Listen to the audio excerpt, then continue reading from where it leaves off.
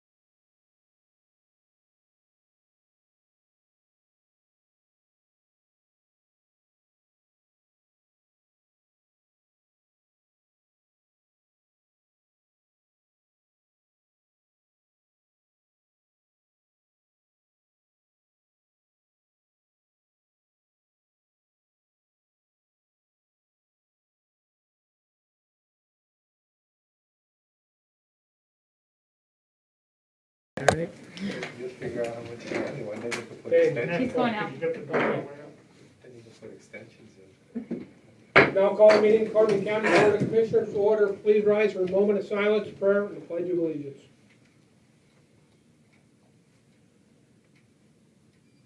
Oh God, thank you for the gift of this new day, and thank you for the blessings of this life. Family, friends, work, and purpose. Guide us as we discuss, plan, and dream together. Help us to make wise and just decisions. Amen.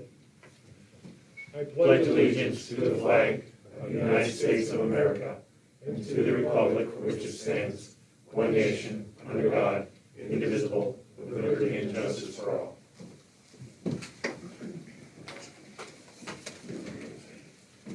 These proceedings are being recorded for the sole purpose of constituting the accuracy of written minutes. Tapes are reused, eliminating recorded records of these proceedings. Approval of the minutes of the previous meeting held August 20th, 2020. So moved. Second. Mr. Arner? Yes. Mr. Lukasevich? Yes. Mr. Notstein? Yes. Are there any guests concerning county business at this time? Hearing none, we'll move on. Report of executive sessions held. There were none. Department reports. The budget transfers. Move to approve. Second. Mr. Arner? Yes. Mr. Lukasevich? Yes. Mr. Notstein? Yes. There are no supplemental appropriations. Expenditures, approval of check numbers 215190 through 215287 for expenditures to the general fund clearing account totaling $1,219,123.33. So moved. Second. Mr. Arner? Yes. Mr. Lukasevich? Yes. Mr. Notstein? Yes. The treasurer's report. Move to approve. Second. Mr. Arner? Yes. Mr. Lukasevich? Yes. Mr. Notstein? Yes. The personnel report. Move to approve. Second. Mr. Arner? Yes. Mr. Lukasevich? Yes. Mr. Notstein? Yes. There is no correspondence received. Adult probation.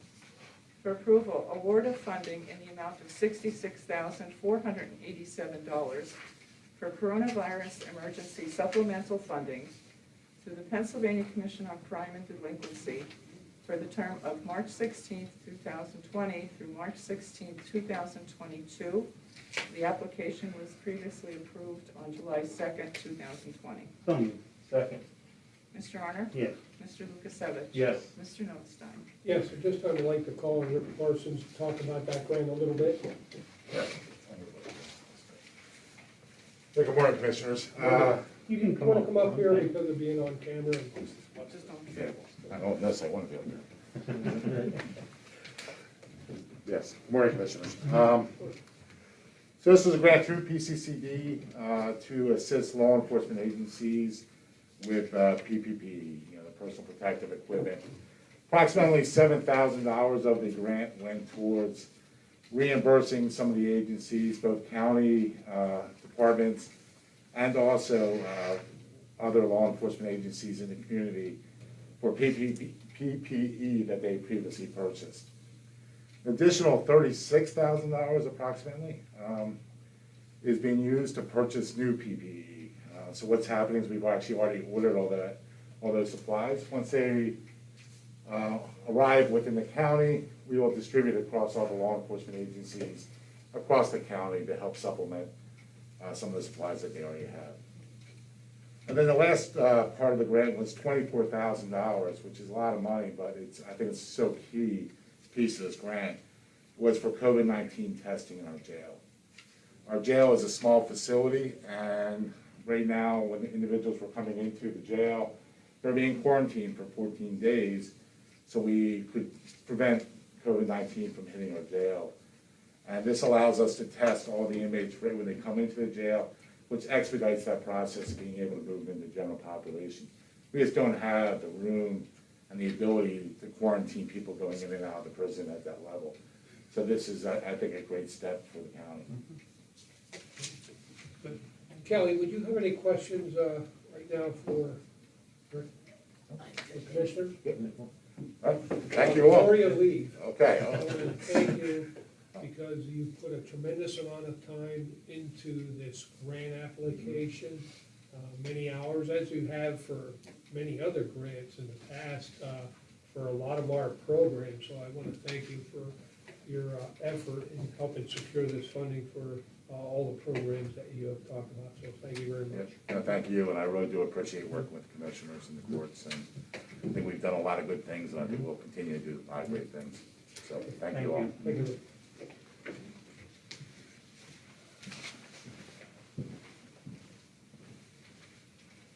Okay. Advertising for approval. Authorize the advertisement for bids for the 4476 Susquehanna Street renovation project construction contract. Move to approve. Second. Mr. Arner? Yes. Mr. Lukasevich? Yes. Mr. Notstein? Yes, Area Agency on Aging for approval and execution. Senior Community Center grant agreement between the Commonwealth of Pennsylvania and the Area Agency on Aging for the Weatherly Senior Center project. Expected allocation for the project is $5,100. Move to approve and execute. Second. Mr. Arner? Yes. Mr. Lukasevich? Yes. Mr. Notstein? yes, Bid award for approval. Recommendation was received from the Director of Planning and Development to award the contract for the Community Development Block Grant bid opening on August 13th, 2020 for Mahoning Township street improvements, reconstruct and pave Pine Street, fiscal years 2016, 17, and 18, to H&K Group Incorporated of Skippack, Pennsylvania, at the bid price of $147,025.63. So moved. Second. Mr. Arner? Yes. Mr. Lukasevich? Yes. Mr. Notstein? yes, Rejection of bid. Communication was received from the Director of Planning and Development recommending the bids for the Community Development Block Grant Project for Lehighton Borough sidewalks, replace ADA handicap ramps from the corners of Iron Street from 2nd Street through 6th Street for fiscal years 2016, 17, and 18. Move to approve the rejection. Second. Mr. Arner? Yes. Mr. Lukasevich? Yes. Mr. Notstein? yes, Children and Youth for approval and execution. Addenda to extend the rates of the following 2019-2020 purchase of service agreements for 180 days from the fiscal year ending June 30th, 2020, or until finalization of the fiscal year 2020-2021 contracts for the agencies as listed. Move to approve. Second. Mr. Arner? Yes. Mr. Lukasevich? Yes. Mr. Notstein? yes, The District Attorney for approval and execution, the submission of a RAZA grant application and agreement to the Pennsylvania Commission on Crime and Delinquency in the amount of $94,570. The project period is January 1, 2021 through December 31st, 2022. So moved. Second. Mr. Arner? Yes. Mr. Lukasevich? Yes. Mr. Notstein? yes, Emergency Operations and Training Center, Fire Pond Construction Quality Assurance, for approval and execution, a proposal received from Earth Risk Group Incorporated of Pipersville, Pennsylvania, to observe and document fire pond construction activities and liner installation as part of the Emergency Operations and Training Center project in Nesquehoning Borough. Costs are as listed. So moved. Second. Mr. Arner? Yes. Mr. Lukasevich? Yes. Mr. Notstein? yes, GIS mapping for approval and execution. An agreement with Esri of Redlands, California for services to update the GIS IT architecture to include configuration of security, hardware, and software at a total cost of $12,600. So moved. Second. Mr. Arner? Yes. Mr. Lukasevich? Yes. Mr. Notstein? yes, Insurance for approval. Acceptance of the renewal for special risk accident coverage for county volunteers for their period of October 1, 2020 to October 1, 2021. The carrier is Gerber Life Insurance Company through the CCAP insurance program at an annual premium of $340. Move to approve. Second. Mr. Arner? Yes. Mr. Lukasevich? Yes. Mr. Notstein? yes, Planning and Development for approval. fiscal year 2020 Community Development Block Grant CV and single application for entitlement and non-entitlement communities as per the attached list. Move to approve. Second. Mr. Honor? Yes. Mr. Lukasevich? Yes. Mr. Notstein? Yes. For approval, adoption, and execution, the fiscal year 2020 CDBG CV resolution. Move to approve. Second. Mr. Honor? Yes. Mr. Lukasevich? Yes. Mr. Notstein? Yes. For approval and execution, the fiscal year 2020 Community Development Block Grant CV Disclosure Report for non-entitlement communities and entitlement communities. Move to approve. Second. Mr. Honor? Yes. Mr. Lukasevich? Yes. Mr. Notstein? Yes. A fee waiver for approval.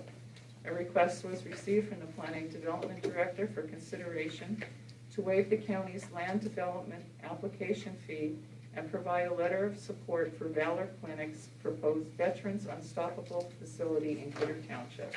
Move to approve. Second. Mr. Honor? Yes. Mr. Lukasevich? Yes.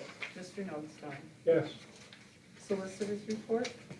Thank you for approval and execution, correctional facility, an addendum to extend the agreement with Ethos Clinic of Emmaus, Pennsylvania, to provide psychiatric services at the correctional facility for an additional 2 years, commencing November 1, 2020 through October 31, 2022. Ethos shall provide 4 hours of services per week. The rates are $150 per hour for the psychiatrist and $125 per hour for the physician's assistant. So moved. Second. Mr. Honor? Yes. Mr. Lukasevich? Yes. Mr. Notstein? Yes. Parks for approval and execution, a request for use of the gazebo in Josiah White Park submitted by Heather Walk and Jeremy Smith of Lehighton for a wedding ceremony on Saturday, September 26th, 2020. Move to approve and execute. Second. Mr. Honor? Yes. Mr. Lukasevich? Yes. Mr. Notstein? Yes. A tax assessment, a tax refund for approval and payment, a communication received from Tax Assessment Bureau verifying the following taxpayers due a refund of county real estate taxes. Property in Lansford Borough owned by Carbon Premier Realty LLC. Taxpayers requesting a refund due to the property being destroyed by fire. The refund is based on a 3-month prorated assessment, and the total refund of county taxes due is $307.16. Move to approve. Second. Mr. Honor? Yes. Mr. Lukasevich? Yes. Mr. Notstein? Yes. Tax refund for property in Towmensing Township of Dylan Tiala. The taxpayer is requesting a refund due to court-ordered approval of a veteran's exemption. Total refund due of county taxes is $1,366.17. Move to, go ahead, no. Move to approve. I'll second. Mr. Honor? He thirds it. Mr. Lukasevich? Yes. Mr. Notstein? Yes. Nothing further. Any further business? Go first, or do you Yeah, want me to go? yeah, go ahead. Okay. In alignment with our application of 20 August for COVID-19 relief county block grant funds and the designation of $500,000 to enhance broadband, I'll make a motion that the county releases an RFP to enhance internet access to areas in Carbon County classified as underserved or unserved in order to facilitate distant learning, telework, and televirtual medicine. I'll second that. Mr. Honor? Yes. Mr. Lukasevich? Yes. Mr. Notstein? Yes. What I have today is a proposal from Ralph Clay surveyor, to do a topographical survey of the area of the Emergency Operations and Training Center to ensure that everything is at the correct elevations, and also the possibility of needed fill, that we would have a good readings on the elevations for any additional ground removal or movement that may be necessary to level the area. It's a last minute thing. We had hoped our GIS could do it, and he was up there and our equipment is just not accurate enough for this. And we will, the engineer gets this data and it eventually gets turned over to us anyway for future use for the county. So it's a well worth issue that we should address, so. Yeah, I'll move the contract with surveyor. I'll second it. Yes. Mr. Honor? Yes. Mr. Lukasevich? Yes. Mr. Notstein? And that should not exceed 1 day's work or approximately $1,210. If for some unknown reason you might need another half, or be included in that. Okay. Anything? Nothing today. Just commissioners report. Well, okay, I have one other thing I'd like to bring up on the further business. We were going to curtail or stop the services of the constables in the district magistrate offices, which present some security issues as well as, I believe all of this was covered under COVID. However, those funds are getting extremely low, so I know Greg Armstrong, County Administrator, has some concerns with that. If you'd like to speak to the concerns at this time. Well, the use of the constables does vary by office. We've seen heavier use in some offices. It does help them to provide questioning at the door for people with COVID-related symptoms, as well as helping enforcing the use of masks in the public areas of those offices. So district judges have really appreciated the constables when they've been there. It's on an infrequent basis during the week when the sheriff's not able to provide security on Wednesday during those time periods. So the judges at those courts would really appreciate the continuation at this time.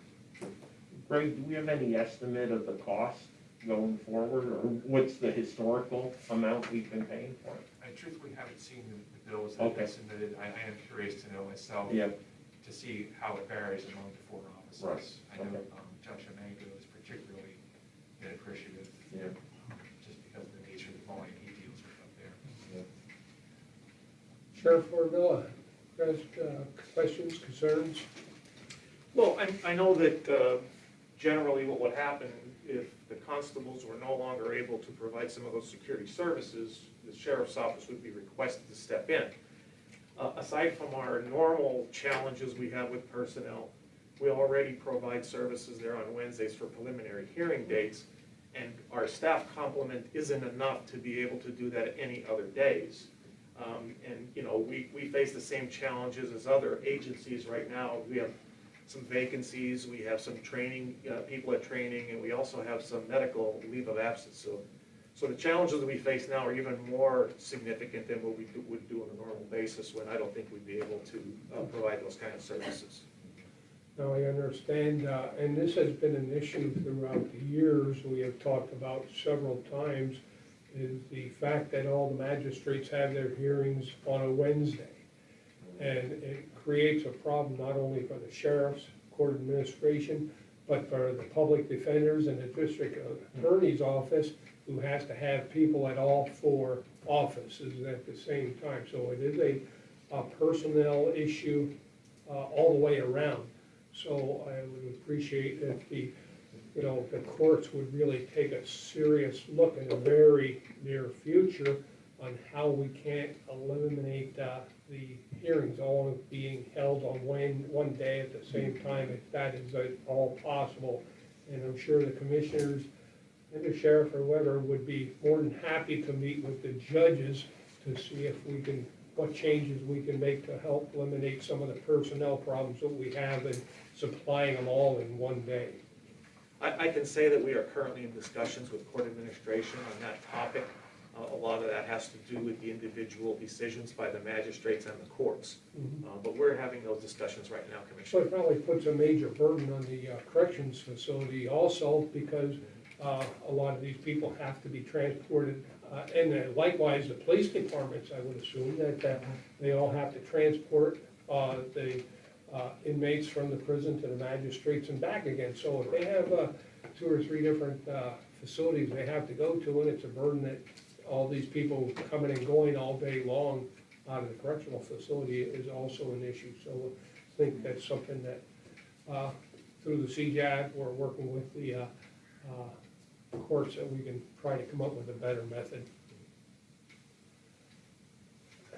Hearing that, are there any suggestions or I mean, comments? are we looking at like making a motion to retain them for another 2 weeks or a Yeah, month and You're not- work it out? I mean, I can make the motion for that for, I mean, what would be suitable for you to put it in motion for 2 weeks or a month and just review it to see how things can be worked out? Or, I mean, are you looking for a permanent thing to be set?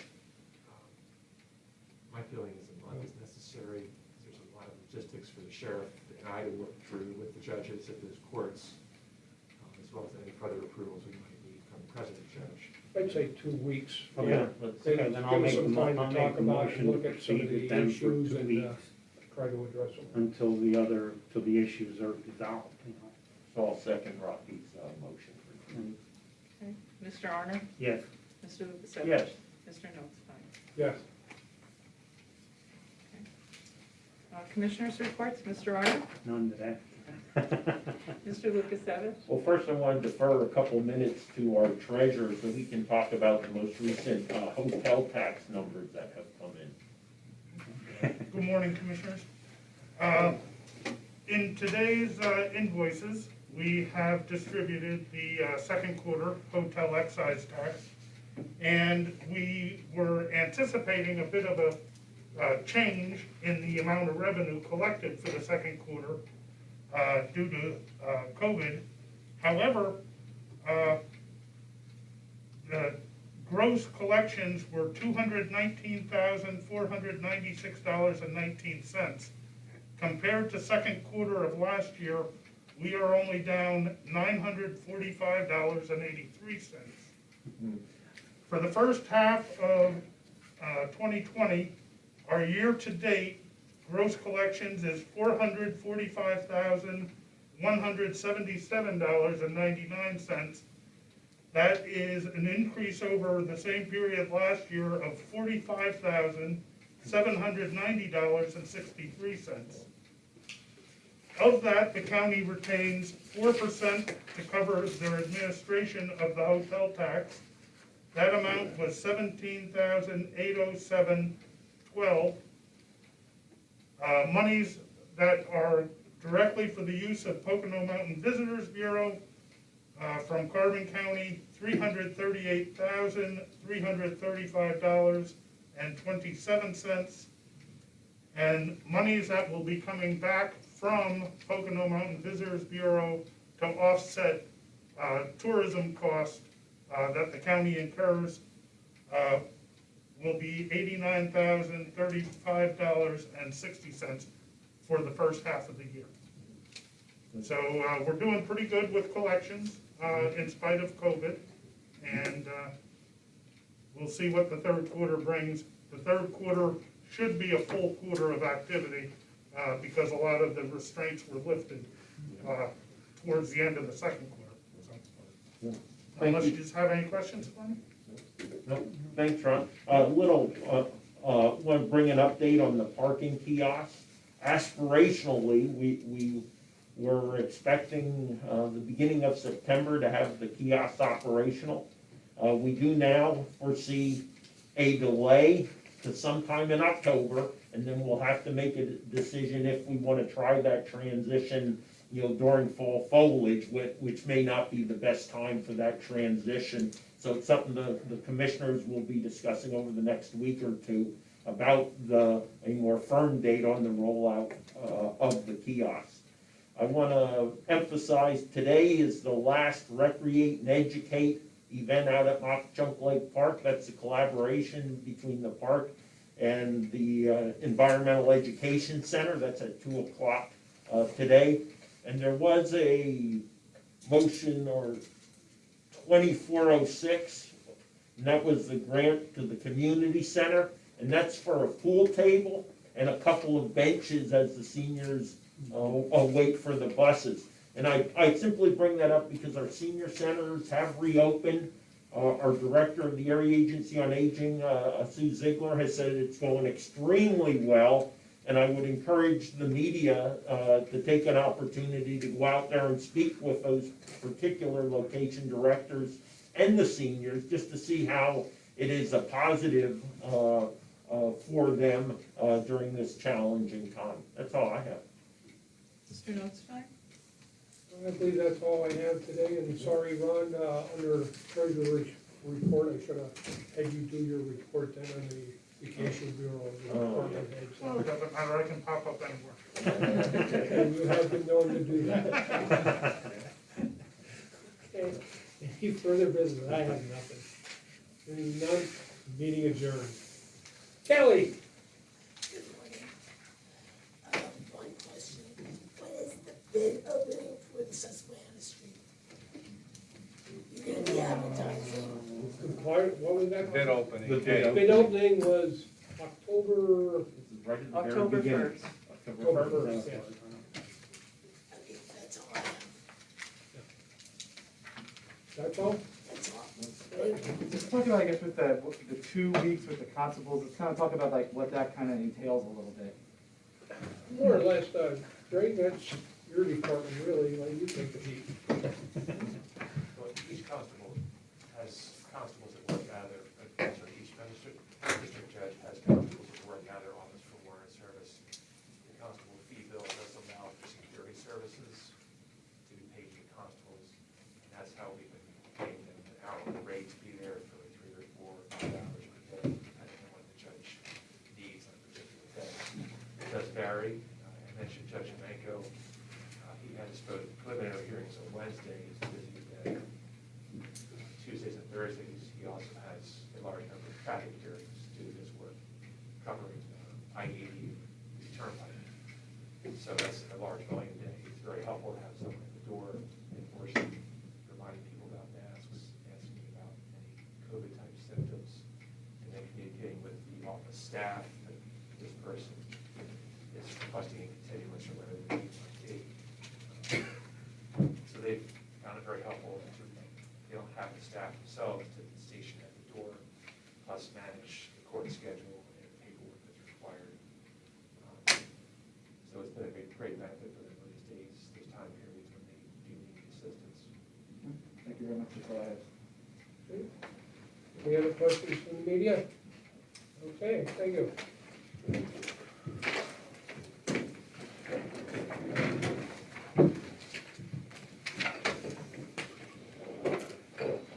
I'll give you a call. All right. Maybe. Ken, do you know what our like KP or today? Sure, I might send a note. You write yourself a note too. Well, no, you don't have to, anytime, We can go anything. whenever. No, I. I think she's gonna order the Yeah. pizza. Stuff.